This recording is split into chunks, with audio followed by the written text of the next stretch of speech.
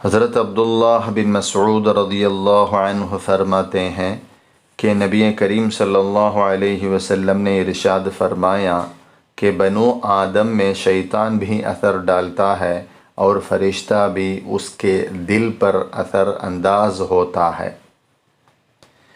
شیطان تو اس سے برائی کا وعدہ کرتا ہے اور حق کی تکذیب کراتا ہے، جبکہ فرشتہ خیر کا وعدہ کرتا ہے اور حق کی تصدیق پر اس کو ابھارتا ہے۔